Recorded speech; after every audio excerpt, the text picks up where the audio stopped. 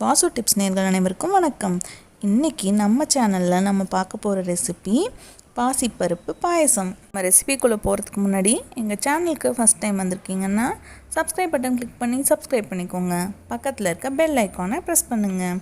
நான் videos upload பண்ண உடனே உங்களுக்கு நோட்டிஃபிகேஷன்ஸ் வரும். வாங்க ரெசிபிக்குள்ளே போகலாம். தேவையான பொருட்கள் என்னென்னு பார்ப்போம். பாசி பருப்பு 1 கப், வெல்லம் துருவி எடுத்திருக்கேன் அதுவும் 1 கப், தேங்காய் ஒரு 1/2 கப் எடுத்திருக்கேன். இது கூட நெய் 1 டேபிள் ஸ்பூன் எடுத்திருக்கேன். முந்திரி பருப்பு ஒரு 10லேருந்து 15 எடுத்துக்கோங்க. ஏலக்காய் ஒரு 5 எடுத்துக்கோங்க.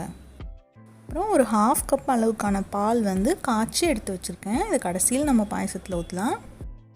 இப்போ நம்ம எடுத்து வச்சுருக்க 1 கப் பாசி பருப்பை முதல்ல லேசாக வறுத்துக்கலாம். வெறும் எண்ணெய் சட்டியில் போட்டு நம்ம லேசாக வறுத்துக்கலாம். இந்த மாதிரி வறுக்கும் போது உங்களுக்கு பாயசத்தில் நல்ல வாசனையாகவும் டேஸ்ட்டும் இன்னும் கொஞ்சம் நல்லாயிருக்கும். இந்த மாதிரி லேசாக வறுத்துக்கோங்க, போதும், ரொம்ப நேரம் வேண்டாம்.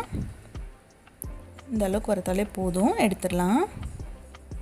இப்போது நான் அதை வாஷ் பண்ணி நான் வச்சுருக்கேன். இப்போ நம்ம தேவையான அளவு தண்ணி ஊற்றலாம்.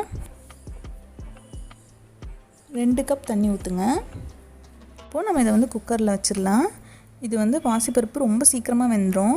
ஒரு 2 விசில் வச்சாலே போதும். இப்போ நம்ம இந்த சைடு நம்ம நெய்யெல்லாம் உருக்கி முந்திரி பருப்பை வறுத்து எடுத்துக்கலாம்.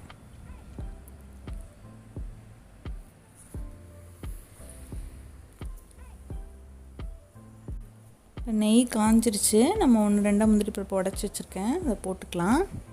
நான் முழுசாக ஒரு 10 முந்திரி பருப்பு கிட்ட எடுத்திருக்கேன். கொஞ்சம் ஹீட் ரொம்ப கருக விடாமல் லேசாக வச்சுக்கோங்க. லைட்டாக ப்ரௌனிஷாக மாறினோன்னே எடுத்துடலாம்.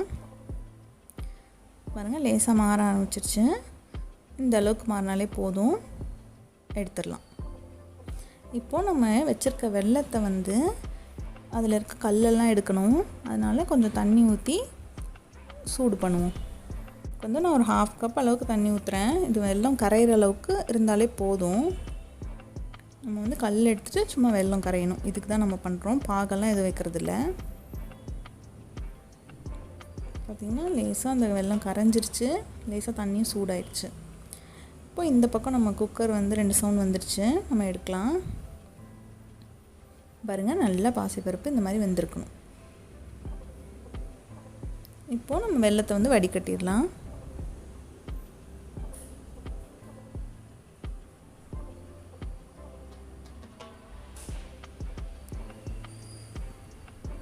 வெல்லத்தை வடிகட்டி ஊற்றியாச்சு. இப்போ நம்ம நல்லா மிக்ஸ் பண்ணிடலாம். இதை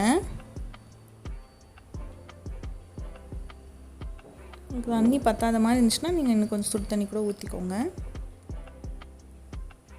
இப்போது நம்ம எடுத்து வச்சுருக்க ஏலக்காயை பொடி பண்ணி வச்சுருக்கேன், நான் ஆட் பண்ணிக்கலாம். அப்புறம் துரி வச்சுருக்க தேங்காய்.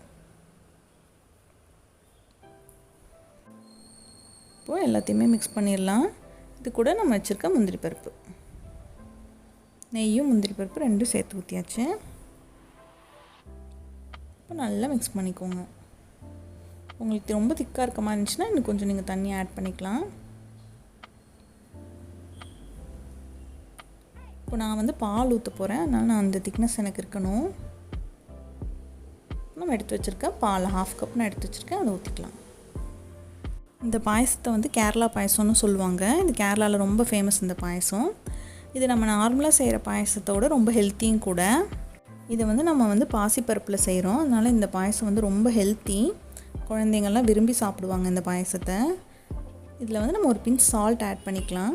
நம்ம ஸ்வீட் செய்யும் போது எப்போவுமே இந்த மாதிரி சால்ட் ஆட் பண்ணிக்கிட்டோன்னா ஸ்வீட்டை ஹைலைட் பண்ணி காமிக்கும். இது ரொம்ப சிம்பிளாக டக்குன்னு செய்யக்கூடிய பாயசம். நம்ம பாயசம் ரெடி ஆகிடுச்சு. உங்கள் வீட்டில் யாராவது கெஸ்ட் யாராவது வந்தால் கூட நீங்கள் டக்குன்னு உங்கள் வீட்டில் பாசிப்பருப்பு இருந்துச்சுன்னா உடனே இந்த பாயசத்தை செஞ்சிடலாம். இந்த ரெசிபி உங்கள் வீட்டில் நீங்களும் ட்ரை பண்ணி பாருங்கள். எப்படி இருந்துச்சுன்னு எனக்கு கமெண்ட்டில் சொல்லுங்கள். இந்த வீடியோ உங்களுக்கு பிடிச்சிருந்துச்சுன்னா லைக் பண்ணுங்கள், ஷேர் பண்ணுங்கள், எங்கள் சேனலுக்கு சப்ஸ்கிரைப் பண்ணுங்கள். தேங்க்யூ.